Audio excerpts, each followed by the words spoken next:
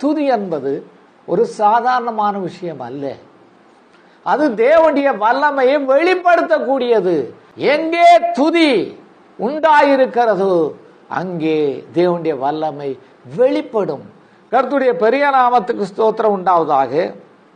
தேவனை துதிக்கும் போது தேவனுடைய வல்லமை வெளிப்படும் என்ற ரகசியத்தை காண்பிப்பதற்கு ஆதியாகமத்திலே எழுதியிருக்கிற ஒரு வசனத்தை நாம் தியானிப்பது நமக்கு நலமாக இருக்கும். ஏற்கனவே நாம் வாசித்தோம். லேயாள் ஒரு குமாரனை பெற்று இப்பொழுது நான் கர்த்தரை துதிப்பேன் என்று சொல்லி யூதா என்று பெயரிட்டாள் என்று அந்த வசனத்திலே எழுதியிருக்கிறது. ஆதி 29:35. மறுபடியும் அவள் கர்ப்பவதியாகிய குமாரனை பெற்று இப்பொழுது கர்த்தரை துதிப்பேன் என்று சொல்லி அவனுக்கு யூதா என்று பெயரிட்டாள். அவனுக்கு யூதா என்று பெயரிட்டாள். யூதா என்றால் நான் கர்த்தரை துதிப்பேன் என்று அர்த்தம். துதியின் மறுபெயர் தான் யூதா. எப்படி? துதியின் மறுபெயர் தான் யூதா. கர்த்தருடைய பெரிய நாமத்துக்கு ஸ்தோத்திரம் உண்டாவதாக. யூதாவின் காரியங்களில் இருந்து துதியை பற்றிய காரியங்களை நீங்கள் அறிந்து கொள்ளலாம்.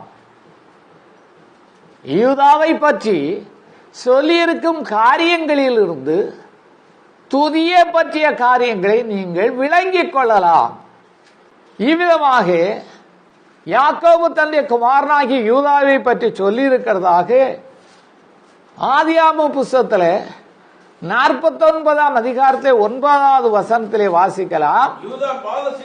யூதா பாலசிங்கம், நீ இரையை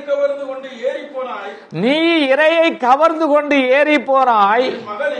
என் மகனே, சிங்கம் போலும் கிளச்சிங்கம் போலும் மடங்கி படுத்தான். அவனை எழுப்புகிறவன் யார்? அல்லேலூயா. அவனை எழுப்புகிறவன் யார்? சிங்கத்தை போய் யாராவது எழுப்ப முடியுமா? தேவஜனங்கள் சிந்திக்க வேண்டும். அவனை எழுப்புகிறவன் யார்? அல்லேலூயா. யூதா சிங்கம். கர்த்தருடைய பெரிய நாமத்துக்கு ஸ்தோத்திரம் உண்டாவதாக. யூதா சிங்கம் என்றால் துதியானதும் சிங்கத்தை போன்ற பலம் உள்ளது என்று தேவஜனங்கள் மனதில் கொள்ள வேண்டும். கர்த்தருடைய பெரிய நாமத்துக்கு ஸ்தோத்திரம் உண்டாவதாக. யூதா சிங்கம். அப்படியானால் துதியும் சிங்கத்தை போன்ற வல்லமை உள்ளது. அல்லேலூயா. கர்த்தருடைய பெரிய நாமத்துக்கு ஸ்தோத்திரம் உண்டா. 8வது வசனத்தை வாசிக்கலாம். யூதாவே சகோதரால் புகழப்படுவன் நீயே. உன் கரம் உன் சத்துருக்களின் பிடரியின் மேல் இருக்கும். சிங்கம் என்ன செய்யும் தெரியுமா? தான் பிடிக்கிற மிருகத்துடைய பிடரியை தான் பிடிக்கும். பிடரி பிடிபட்டால் அதனால் ஒன்றுமே செய்ய முடியாது. பிடிபட்ட மிருகத்தால் ஒன்றும் செய்ய முடியாது. அது பிடரியைத்தான் அடிக்கும் சிங்கம். அதை போல நாம் துதிக்கும் போதும் சத்ருடைய பிடரி முறிக்கப்படும் என்று தேவஜனங்கள் மனதில் கொள்ள வேண்டும். கர்த்தருடைய பெரிய நாமத்துக்கு ஸ்தோத்திரம் உண்டாவதாக. இதை தேவஜனங்கள் மனதில் கொள்ள வேண்டும். நமக்கு சத்துருக்களை போல பல காரியங்கள் இருக்கிறது என்று வேதம் சொல்லுகிறது. கர்த்தருடைய பெரிய நாமத்துக்கு ஸ்தோத்திரம் உண்டாவதாக.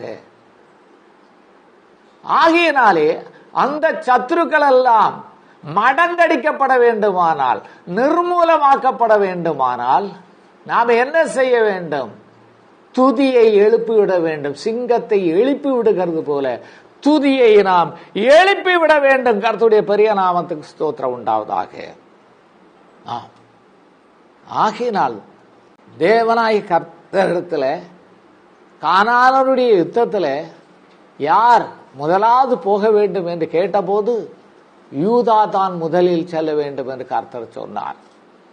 காரண காரியம் என்று கர்த்தர் சொல்லவில்லை. நியாயாதிபதியின் புத்தகத்தில் நாம் 1ஆம் அதிகாரத்திலே 1-2 வசனங்களை எடுத்து வாசித்தோமானால் இவ்விதமாக அங்கே எழுதியிருக்கிறதாக வாசிக்கலாம். யோசுவா மரித்த பின்பு இஸ்ரவேல் புத்திரர் கர்த்தரை நோக்கி, கானானியரை எதிர்த்து யுத்தம் பண்ணும்படி எங்களில் யார் முதல் எழுந்து புறப்பட வேண்டும் என்று கேட்டார்கள். கானானியரோட யுத்தம் பண்ணுவதற்கு எங்களில் யார் முதலிலே எழுந்து போக வேண்டும்? அது கர்த்தர் சொன்னார். வாசிக்கலாம். அதற்கு கர்த்தர், யூதா எழுந்து புறப்பட கடவன். யூதா எழுந்து புறப்பட கடவன் என்று சொன்னார். முதல்ல யூதா தான் போக வேண்டும். கர்த்தருடைய பெரிய நாமத்துக்கு ஸ்தோத்திரம் உண்டாவதாக.